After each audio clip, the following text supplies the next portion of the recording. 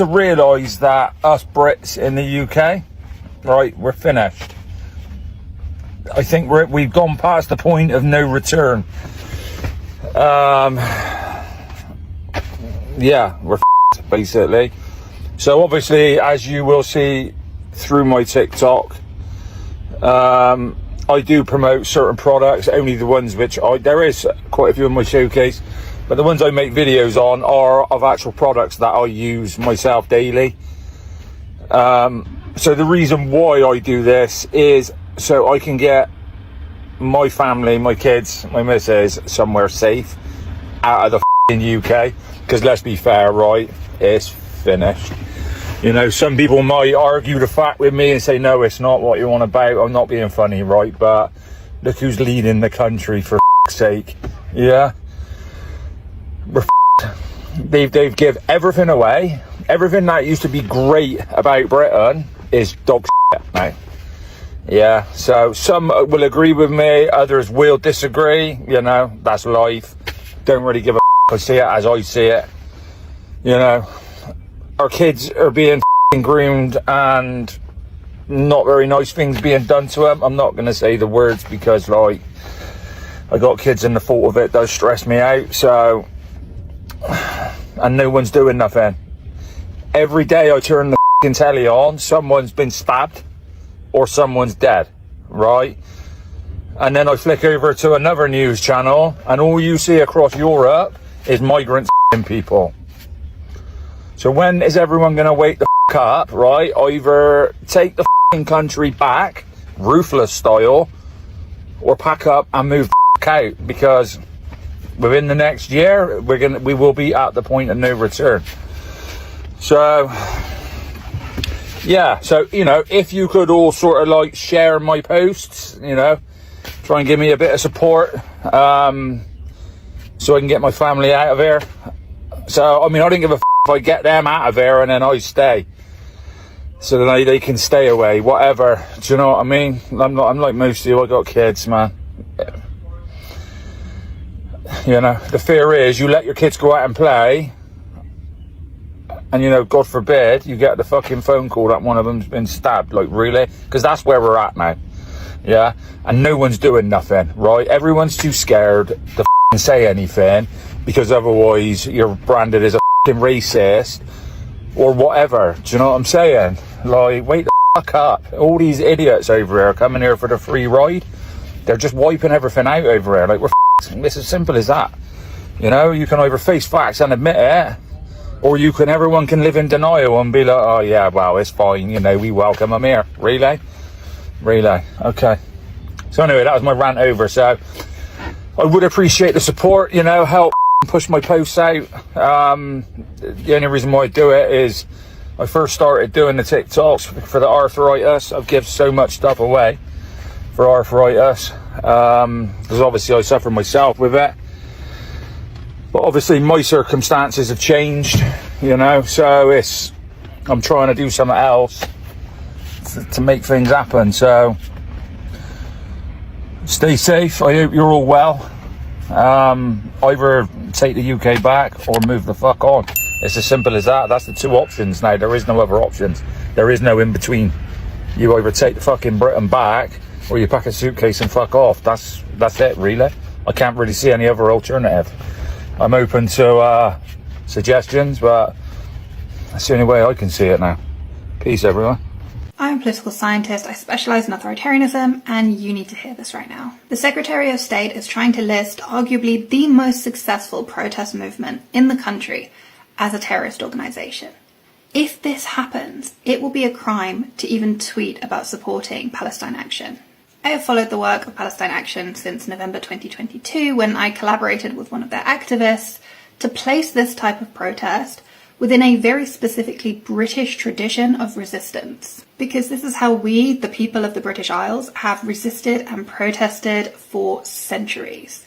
Protesting against powerful business interests that explicitly harm ordinary people, civilians, has made our country what it is today. Just as Palestine Action used vandalism to successfully convince the UK government to drop £280 million worth of contracts with Elbit Systems UK, the daughter company of Israel's biggest arms manufacturer, so too did their predecessors, the Rebecca rioters, use vandalism to stop public roads from being privatized. Just as Palestine Action smashed up machinery, drones, weapons components before they could be used in Gaza, so too did our infamous Luddites smash textile machinery to demand fair wages, humane working conditions, things that formed the basis of our current labour rights as British citizens. Protests against illegitimate, inhumane business practices are an inherent part of our heritage as British people. It is not terrorism to beat a machine. A machine cannot be terrorised. Vandalism and the destruction of private property are crimes, and Palestine Action activists can and do risk jail time for what they believe in.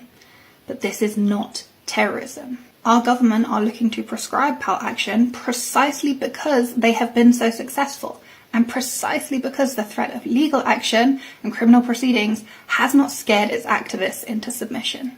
And a UN human rights expert has already expressed concern at the use of anti-terrorism legislation against Pal Action activists, where they were essentially disappeared within the system and their families had no idea where they were. I don't want to say I told you so because I don't think prediction should be the job of political scientists, but the Secretary of State has a whole host of new powers that were brought in under the last Tory government as part of this spate of anti-protest legislation that was condemned and criticised by human rights organisations around the world, and which this Labour government has still not made any plans to dismantle. Here are some clips from the conversation we had back in November 2022. The full video is up on YouTube. And if you haven't already written to your MP about the situation in Gaza, now would be the time to do so. If anyone would like a draft letter, I can write one. Just drop me a comment. I'm a bit worried about the new Public Order Act. I worry that it criminalises online activism in a way that will not only silence protest, but it will also prevent researchers and non-government organisations from understanding and reporting on popular discontent and the struggles that people are facing across the country. I'm worried that we're dancing well over the line between weak democracy and authoritarianism. And I'm worried that a change of government isn't going to be enough to bring us back. Dharma is well known for his aggressive line on policing of protests. In 2012, as at the head of the Crown Prosecution Service, he introduced a number of guidelines on policing and arrests at protests that said things like a placard is an offensive weapon and people could be arrested under, as carrying an offensive weapon if they're carrying a placard. Things like that. He's always been a bit of an authoritarian himself. Things are going to get worse. Things are going to get a lot worse. My flabbers are ghasted at what this government is doing to the UK right now. I have never considered immigration more genuinely in my life. Like, I'm actually looking into it.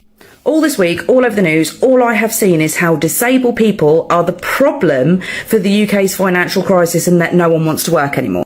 Here's a shocker for you. Most people with disabilities do in fact work, or they are living with partners who work and pay for them. They are not the drain on society. Like, do I need to take Rachel in accounts by the hand and explain to her why people do not want to work in the UK anymore? Let me put it simply, okay? Hundreds of years ago, when I was in my early 20s and I had done what we were told to do back then and gone to school, gone to college, got my degrees, done everything I was meant to do, I was living on 23 grand a year. And on that 23 grand a year, I could rent, because, couldn't get a mortgage back then, rent a 3-bedroom house by myself. This is completely by myself. Rent a 3-bedroom house, pay for all my food and supplies, pay for new clothes. I could run a car. And because I have ADHD, I have thousands of hobbies. So I could afford painting supplies, baking equipment, all expensive things which I would do in my spare time. And while I wasn't one for going out down the clubs, you could afford to go out down the clubs every single Friday and Saturday night if you wanted to. You could afford to take at least one holiday a year. And again, this is if you're single and living alone, provided you work full time. Provided you saved correctly, you could get a mortgage. On your own. You didn't need a second income. You could still get a mortgage by yourself and buy yourself a house. If you had kids, you could afford them. You could even afford to take them on a little holiday once a year. Even if it was just in the UK, you could afford to take them to Haven or wherever the hell you were going once a year. Versus now, you have the majority of households with two incomes, they can't afford the rent, they can't afford a mortgage because the rent is triple the price of a mortgage, which means you can't afford to save to get the down payment for a mortgage. So the hope of buying or joining the property ladder is just a distant dream for any generation now. Like, if you're not already on the property ladder, it's not happening.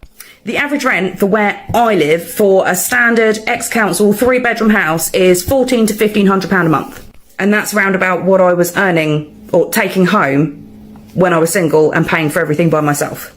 So people are forced to either live at home or they have to have a minimum of a dual income family, if not have a dual income family and a housemate. Car insurance is at an all-time high, so people are having to sell their cars because even if they can afford to get a car in the first place, 90% of which is on finance because no one can afford to save up to buy a car in cash anymore. So you have to finance a car, which means you've got more monthly payments. You can't afford the insurance because the insurance is higher than it's ever been in history. Meaning in order to get to work where you're going to slave yourself away when you're not even able to pay for your rent, pay for your food, you can't take a holiday, you can't buy any new clothes, you have to thrift everything from charity shops, and charity shop prices are absolutely extortionate now. You either have to take the bus or the train, which means you are then adding an extra 2 hours to 3 hours, maybe even 5 hours in some cases if you're commuting, to your working day. So you're out of the house for like 18 hours a day to do a menial job, to not be able to afford to pay your rent, to be putting everything on credit cards, to be putting everything on Klarna and buy now, pay later because you literally can't afford anything. People now cannot even afford a takeaway. Can't afford a takeaway. Like, I grew up poor, okay? I grew up poor, but my parents could still afford a Chinese on a Friday. Not every Friday, but still. So whereas our generation was told, go to school, go to college, go to uni, you'll be able to afford a car, you'll be able to travel the world, you'll be able to see other countries, you'll be able to own your own home, you'll be able to build a future for your children. Now you're stuck in rented accommodation, which, let's face it, no one is doing repairs on their houses. Rented accommodation is absolutely awful. You're never going to be able to afford to buy your own home. You're living with uncertainty for the rest of your life because you don't know if your house is going to be whipped out from underneath you, because every year rental prices jump. So landlords are kicking people out so that they can get new people in to pay the higher rental prices. People can't start families because if they can't pay their rent, they can't afford a car, they can't afford utilities, and they can't afford food. They definitely can't afford kids, and then the government's banging on about lowering birth rates. Like, you need to take out a loan to afford kids these days.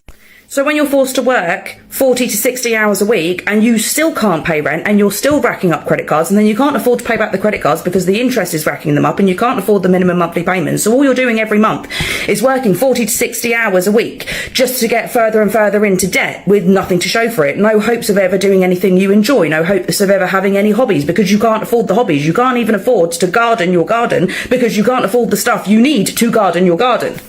Meanwhile, disabled people like me are out here. I own my own damn business and I still can't work for it full time. I own my own business. I'm my own boss and I'm still giving myself shit because I can't work enough to keep up with the demands of my business because I'm disabled. But apparently we are the issue.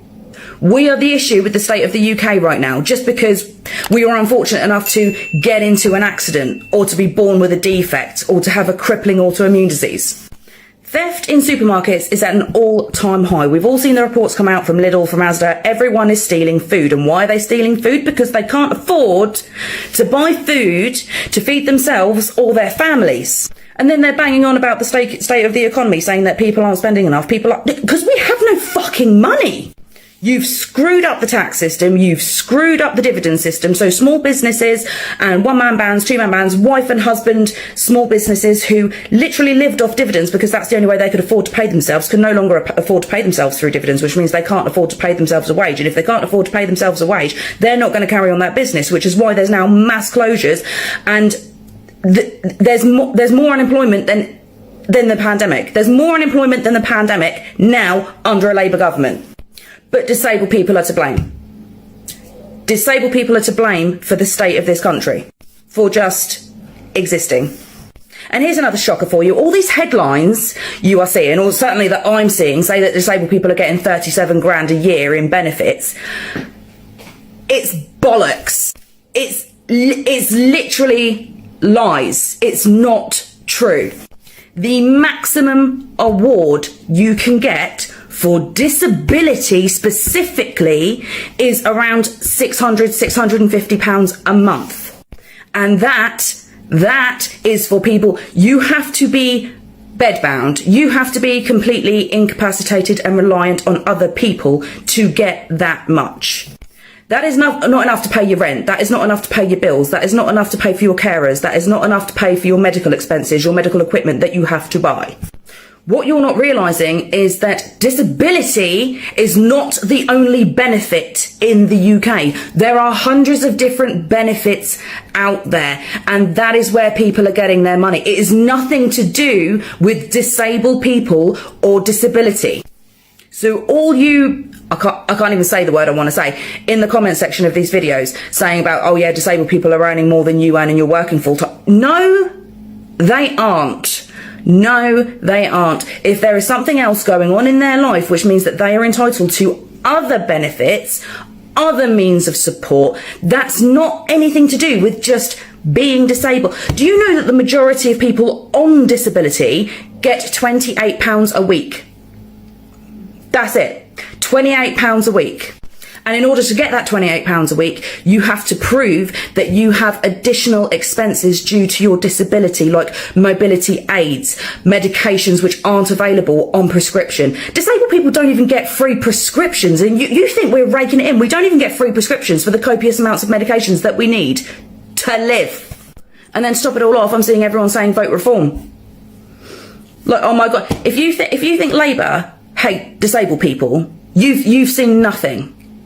Like literally, I'm completely disabled. I collapsed in my kitchen a week ago. I have not been able to stand up since without my heart rate jumping above 140, without then collapsing again. I've literally been laid up. I'm still trying to run a business. I'm still trying to contribute to society and support my family by working. I'm doing my fucking best. As it is, I'm feeling like I have to close down my business because my disability has become so severe and I'm being investigated for so many new conditions that I'm struggling to keep up. I'm still trying to be a mother to my kids. My husband is still working full time and contributing to society, and still apparently I'm the issue with the UK. Well, if I'm the issue with the UK, then fuck it, I'm going to emigrate and I'm going to go somewhere else, because literally the cost of living in the UK, you have to be a millionaire now to be able to just afford to live here and buy groceries. It's that bad. I think the cost of living crisis is the number one issue for many people. Well, there's no cost of living crisis. There's no cost of living crisis. There's a cost of decision crisis. I think for too long, we've pretended that you can lower tax and spend more on your public services. And you can't. From all the big corporations are making record profits, that means people are spending money for them to make profits, which means there is no cost of living crisis. The numbers today are clearly disappointing. We want to see inflation coming down after the cost of living challenges that people have been through this last few years. If robberies were legal. We don't have a government that's on the side of working people. I work in class, I don't know. Cost of living crisis in the UK. You might see this all over the news, not know what it means, but somehow feel the pinch in your wallet. So what I've done on the screen is broken down for you quite easily. Inflation in 2025 set to go up by 3.7%, reported by the Bank of England. Energy prices set to go up by 6%, reported by Money Week. Food prices set to go up by 4.2%, reported by Food Foundation. And here's the real kicker. Wages apparently went up by 5.6% from January to March 2025, reported by the ONS. Now tell me, do you feel like your expenses have gone up, and have your wages gone up to match in the UK? Let me know in the comments. If you want to help people, charity begins at home. So don't be giving to people on the internet who don't prove where your money's going. Give to your local community. Donate to your local food bank. Give stuff to your local women's aid. Donate to, local families who are struggling. Stop funding influencers' lifestyles. And off the back of that last video, it's always the people with the least that seem to give the most. I mean, we're in a cost of living crisis, have been for a long time. People are literally going without, they're going with nothing. People struggling to feed the kids, people struggling to pay the bills.